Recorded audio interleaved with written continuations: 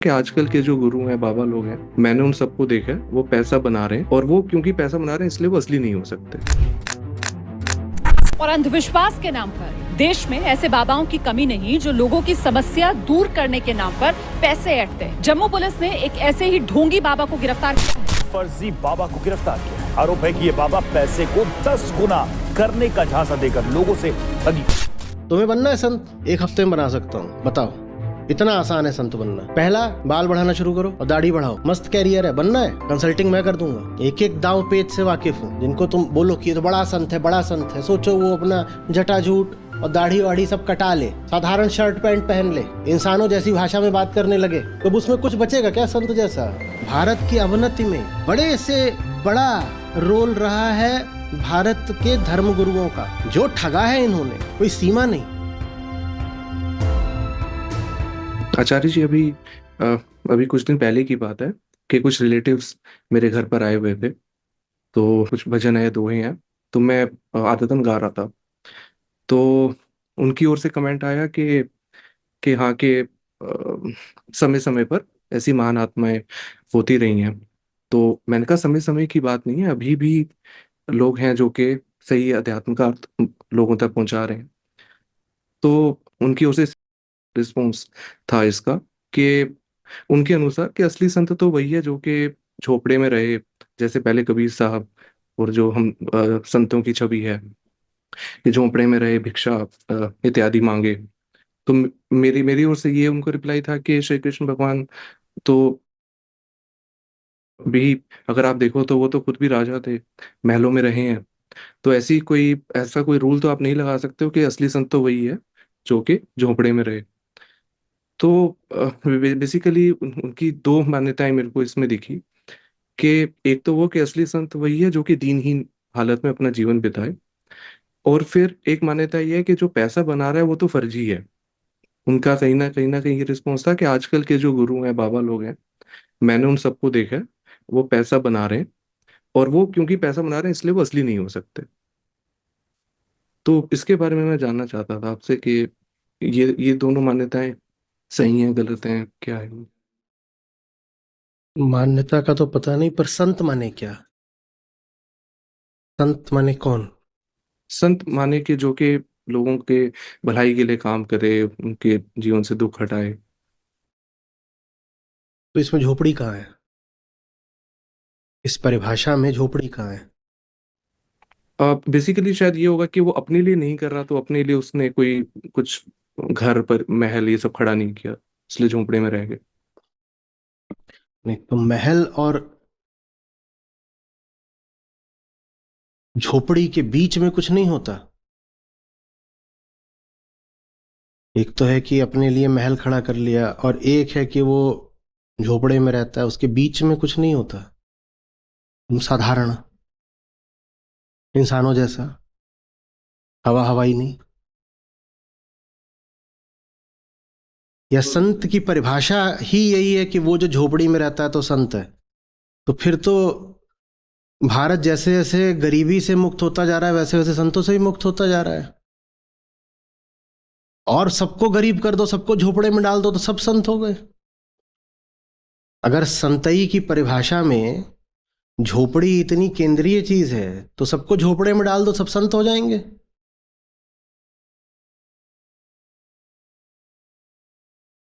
या कहीं ऐसा तो नहीं कि ये जो जो संसारी आदमी है, ये ज्ञानी से इतनी ईर्ष्या करता है कि कहता है सब कुछ तुम्हें ही मिल जाएगा क्या? ज्ञान तुम्हें मिल गया, शांति तुम्हें मिल गई, मुक्ति तुम्हें मिल रही है, आनंदित तुम रहते हो। अब कम से कम घर तो हमारे पास रहने दो, तो तुम्हारे लिए झोपड़ा। अगर ये सिद्ध हो जाए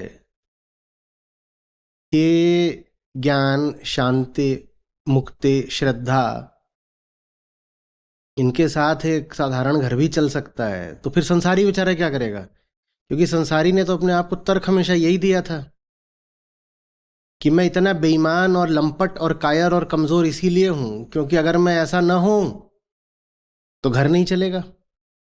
यही तो तर्क रहता है ना। हर भ्रष्टाचारी का क्या तर्क होता है जी। कि मैं इतना जो भ्रष्टाचार करता हूं, इतना कपट और काइयापन करता हूं, घर चलाने के लिए करता हूं। अब अगर तुम ये साबित कर दो कि ज्ञानी होते हुए भी, श्रद्धावान होते हुए भी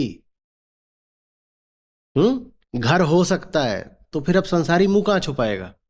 उसका तो पूरा तर्क ही नीचे गिर गया। तो संसारी ने कहा कि सब कुछ ज्ञानी को ही दे दोगे क्या?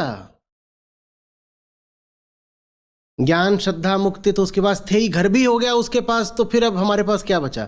तो कहता है एक काम करो, उसको झोपड़ा दे दो। तो हम संत मानेंगे ही उसी को जो झोपड़े में रहता हो।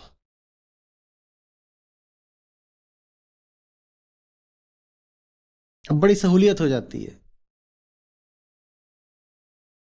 जो झोपड़ों में नहीं भी रह रहे होते, वो खास किसी आर्किटेक्ट को बुला के अपना घर झोपड़े जैसा बनवाते हैं।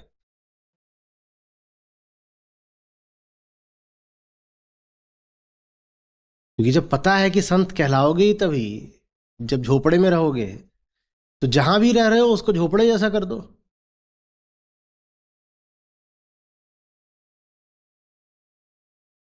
कहीं भी महल भी बनवाया हो तो उसको नाम दे दो कुटीर। 50 करोड़ का महल हो सकता है, नाम हो सकता है दरिद्र कुटीर। बाबा जी बिल्कुल BMW पे चलते हैं रोज, लेकिन भक्तों के सामने आने से पहले वो गाड़ी से ही नहीं उतरते, जूते भी उतार देते हैं। ऐसा लगता है बिल्कुल एकदम सड़क पर पदयात्रा करते हुए आ रहे हैं नंगे पांव। क्योंकि ये ना करो तो संसारी को बड़ी ठेस लगेगी। तुम सोचो तो उस बेचारे में कितनी आग उठेगी ईर्ष्या की। वो कहेगा मेरे पास घर है, घर तो उसके पास भी है, लेकिन मैंने तर्क ये दिया था कि इस घर की खातिर बड़ी बेईमानियां करनी पड़ती हैं। उसके पास भी वही घर है, बेईमानी करे बिना तो मैं तो कहीं का नहीं रहा ना। मेरे पास पैसा है, पैसा उसके पास भी है, पर मैंने इस पैसे के लिए 1000 तरीके की हिंसा करी, और पैसा उसके पास भी है पर हिंसा करे बिना। तो सोचो कैसी भयानक ईर्ष्या उठेगी। हम्म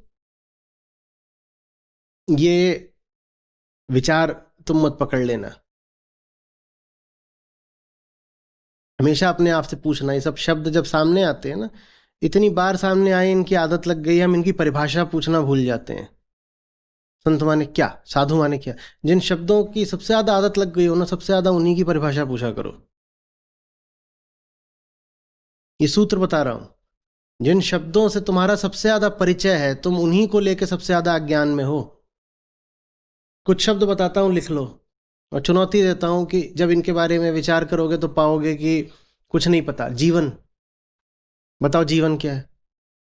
और चूंकि तुम नहीं जानते कि जीवन क्या है, इसीलिए बड़े बड़े महागुरु आकर के तुम्हें लाइफ लाइफ बोल करके ठगे जा रहे हैं।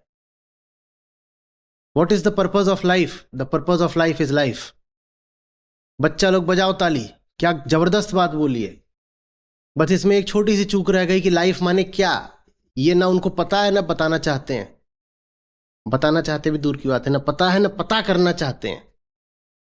जीवन जीवन तो रोज बोलते हो, हाय जिंदगी खराब हो गई या जिंदगी गुलजार है, रोज बोलते हो ना जीवन जीवन, लाइफ लाइफ। बताओ जीवन माने क्या? प्रेम बोलते हो रोज, बताओ प्रेम माने क्या? अच्छे से बताना, बस ऐसे नहीं कि ऊपरी कोई बात बोल दी। बताओ नौकरी माने क्या? बताओ शरीर माने क्या? अभी मुस्कुराओ मत, फांस लूंगा बिल्कुल। बताओ मैं माने क्या? बताओ। मैं तो सुबह से बकरे की तरह शुरू हो जाते हो। बताओ मैं माने क्या? पर आदत इतनी लगी हुई है मैं आने की कि कभी शक भी नहीं होता कि मुझे इस शब्द का मतलब तो पता ही नहीं है, मैं क्या बोले जा रहा हूं। दुनिया, बताओ दुनिया माने क्या? भगवान, बताओ। आत्मा बताओ। लिख नहीं रहे हो तुम। बहुत भरोसा है कि रिकॉर्डिंग मिल जाएगी। मेरा काम है बीच बीच में भरोसा तोड़ना।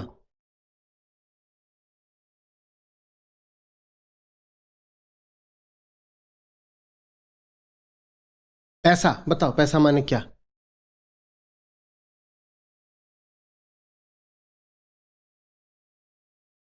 जवान आदमी हो, कैरियर शब्द का बहुत इस्तेमाल करोगे। बताओ कैरियर माने क्या? और जवान आदमी हो तो एक और शब्द है इसका बड़ा इस्तेमाल करोगे, दिल। बताओ दिल माने क्या?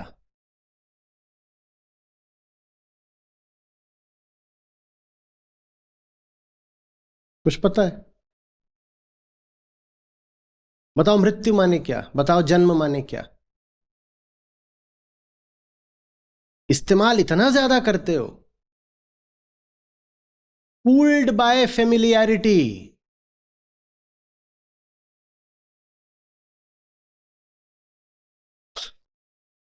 इतने फेमिलियर हो गए इन शब्दों से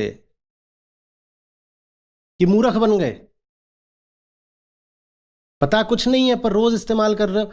लगता है कि अब जानते ही होंगे, नहीं तो इतना इस्तेमाल क्यों करते? तर्क का शीर्षासन होना यह चाहिए कि जानते हैं इसलिए इतना इस्तेमाल करते हैं।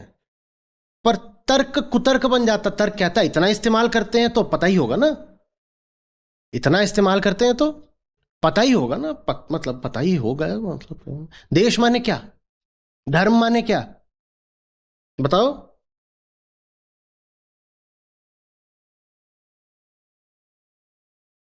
कुछ पता है? और इन शब्दों के लिए जान लेने देने को तैयार हो जाते हो। जान दे दूंगा, जान ले लूंगा। पैसा, प्रेम, दिल, देश, धर्म, आत्मा।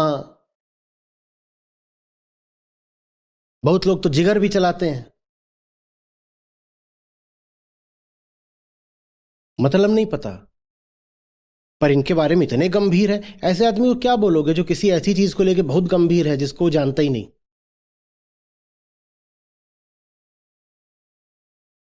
मैं चचा बैठे इनको बोलूं हकूटा आ रहा है, और चचा बिल्कुल एकदम कांपने लग जाए, ला ला ला ला ला ला, और पसीना ऐसे चू रहा है। अब पूछ भी नहीं रहे हकूटा माने क्या। हकूटा हो सकता है चूहे का नाम हो, जैसे जब कल ब्रेड खिलाई थी मैंने। हम ऐसे ही जिंदगी जीते हैं, हमें कुछ नहीं पता क्या है, लेकिन भरोसा पूरा है कि ठीक है, मतलब चल ही रहा है। संत माने क्या फिर बताओ ना। क्योंकि तुम नहीं जानते संत माने क्या, इसीलिए संतों को बड़ी सुविधा हो जाती है। वो कहते हैं जानते ही कुछ नहीं। इनके लिए संत का मतलब होता है जो इस तरह कपड़े पहनता हो, इस तरह की भाषा में बात करता हो, वो संत है।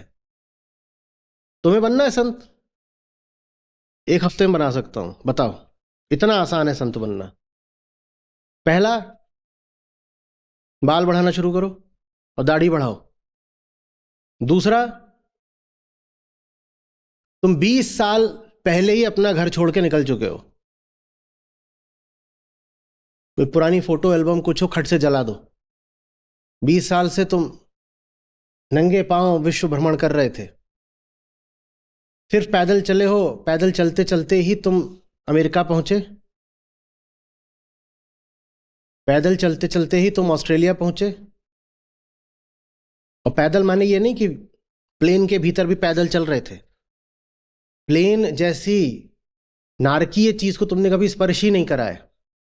क्योंकि संत माने तो वो जो झोपड़ी में रहता है, झोपड़ी में रहता है, प्लेन में थोड़ी चलेगा, या प्लेन में भी झोपड़ी लेके चलेगा कि नहीं। प्लेन में भी थे लेकिन वहां भी झोपड़ी में थे।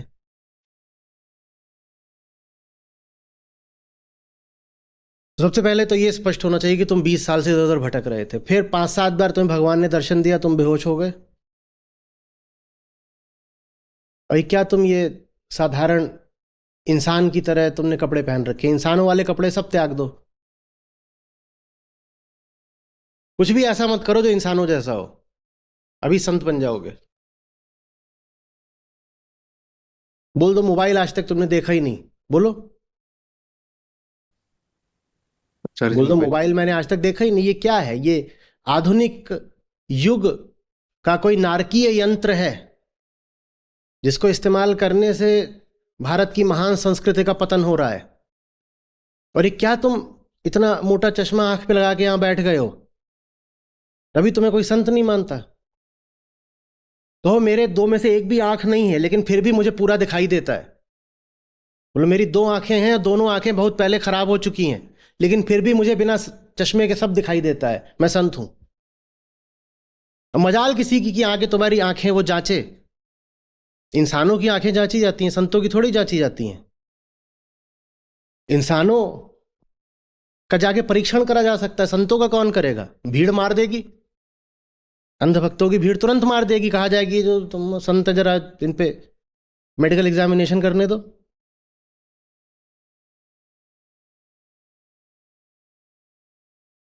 बड़ी सुविधा है संत बनने में। सबको पता है कि संत बनने के लिए क्या क्या करना है। कोई सवाल पूछे तो वही जवाब दे जो 500 बार दिया जा चुका है। रटे रटाए सदियों पुराने जवाब जो हैं वो दोहराते रहो, दोहराते रहो। धोखे से भी कुछ ओरिजिनल मौलिक नया मत बोल देना, क्योंकि लोग भी वही सुनने आए हैं। जो सड़ी हुई पुरानी सब चली आ रही हैं बातें, वही कह रहे हैं दोबारा अपने मुंह से बोल दो। हो गए तुम संत।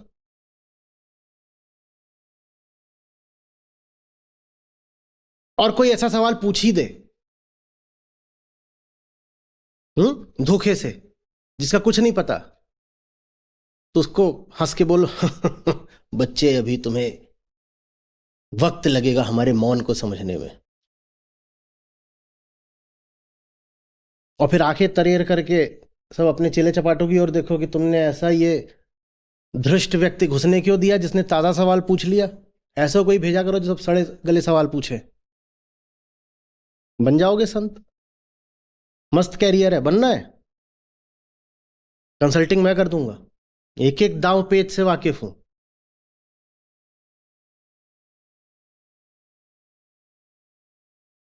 बस ये समझ लो कि करना है कि नहीं करना है। सवाल ये होना चाहिए जब आपको सब पता है कि कैसे होता है, तो आप तो आप काहे नहीं बन गए?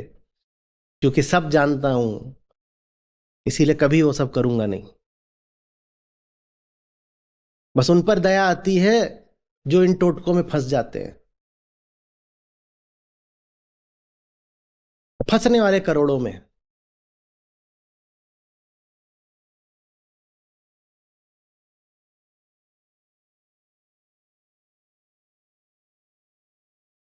सत्य निर्विशेष होता है, जिसको लक्षण देख के ही पहचान लिया जाए वो न सत्य है, न आदमी सच्चा है। जो लक्षण प्रदर्शित करता घूमता हो वो आदमी झूठा है। लाओत्जू से आके पूछो।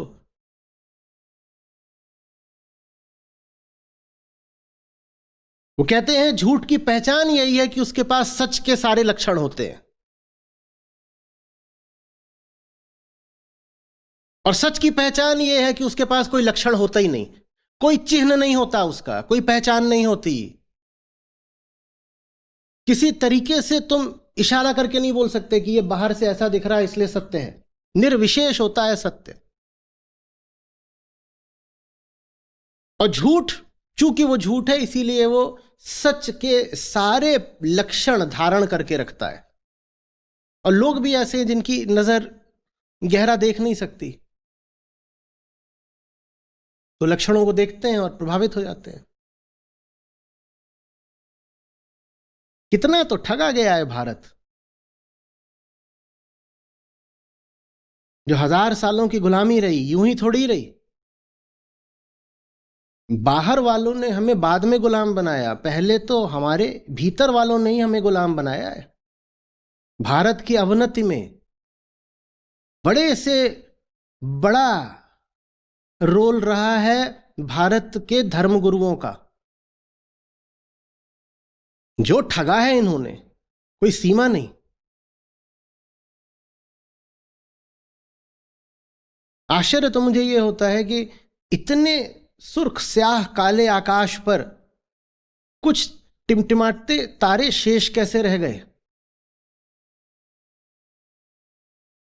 और जो शेष रह गए उन बेचारों को भी बड़ा दुख रहा।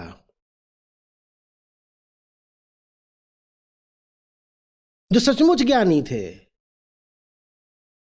जो सचमुच राम के अनन्य प्रेमी थे, उन्होंने गाया माला तिलक पहनी मन माना लोगन राम खिलौना जाना। उनके समय में भी ये हो रहा था, आज से 700 साल पहले तब भी ये चल रहा था कि कोई भी माला तिलक धारण करके अपने आप को घोषित कर रहा था कि मैं तो राम का भक्त हूं और मैं संत हूं।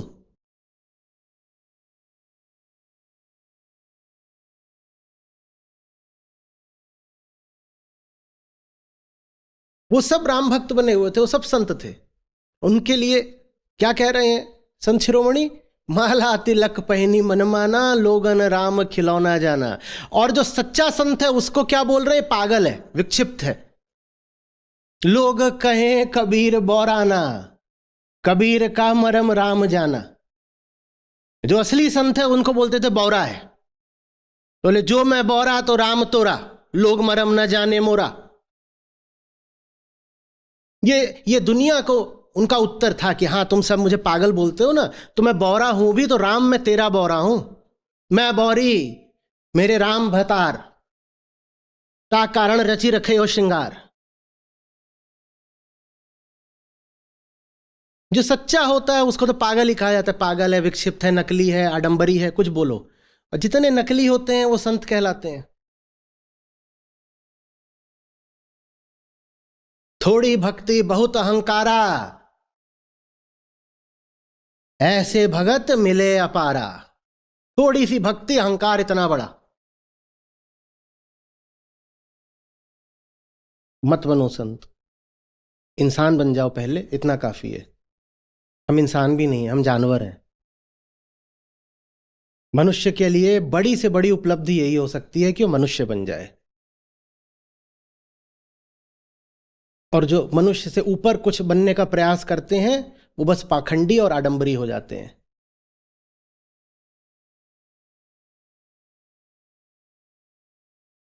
पूरब में जब कोई बहुत उड़ने लगता है ना तो उसको बोलते हैं मनई धारण रहा। क्या बोलते हैं? मनई धारण रहा। मनई माने मनुष्य और धारण माने मनुष्य की तरह रहो, बहुत उड़ो मत।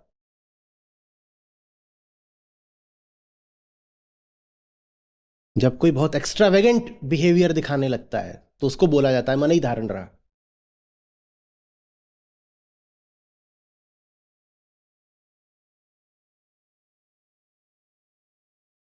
जब ऋषिकेश में विदेशी लोगों से मिलने की शुरुआत हुई थी तब मैंने कहा था, और वो इन लोगों ने लेकर के उसको तमाम जगह पे उसको छपवा के लगवा दिया था।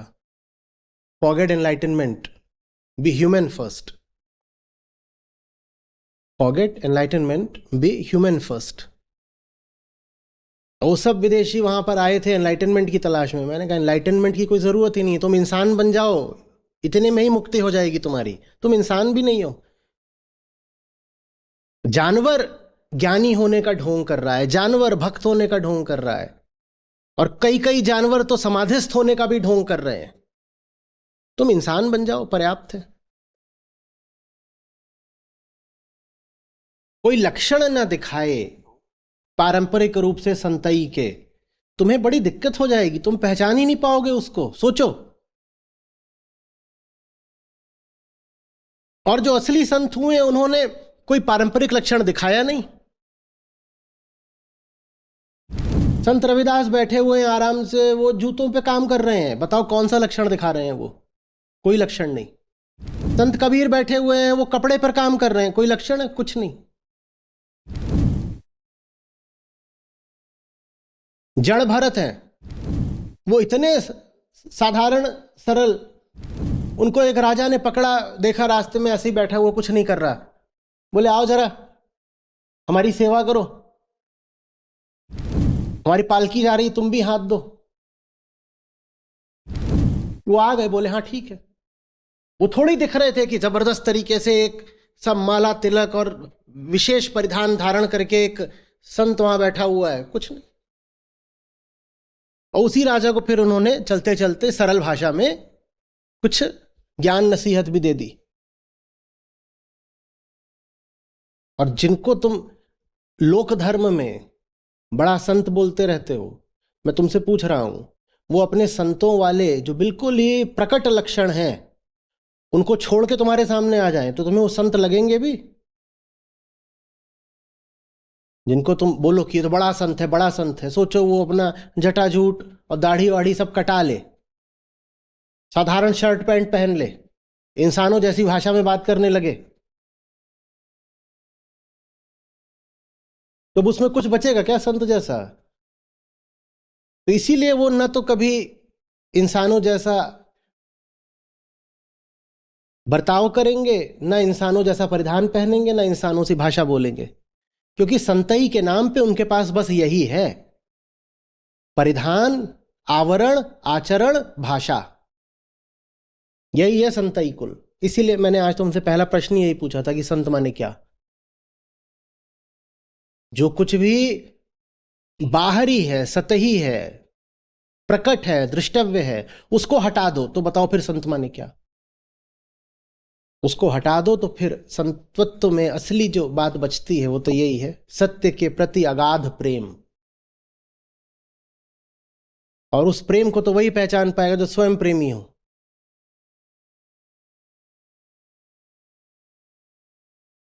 जो स्वयं प्रेमी नहीं है उसको तो बस ठगा जाता है, और भारत खूब ठगा जाता रहा है।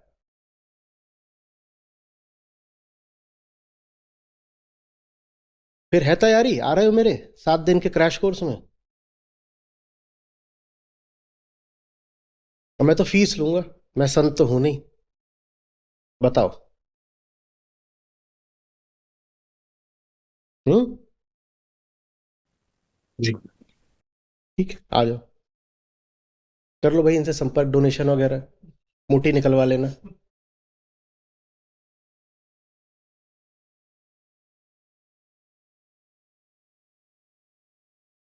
पशु पैदा हुए हो, इंसान हो जाओ, पर्याप्त है। हम्म।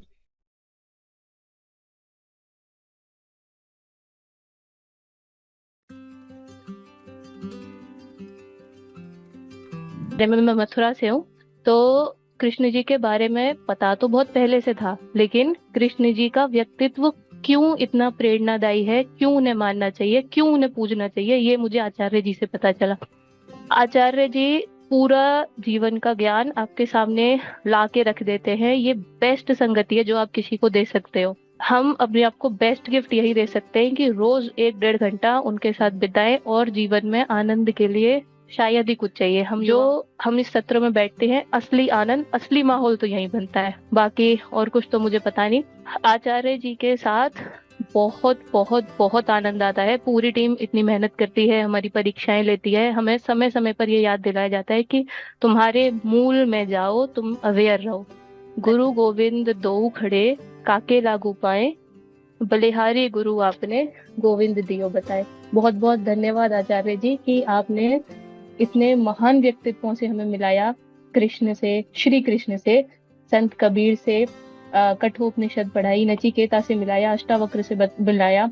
इन सबको, व्यक्तित्व को जानने से, इन सबकी बातें जानने से, इन सबके सार को जानने से हमें ये पता चलता है कि बोध की कोई उम्र नहीं होती।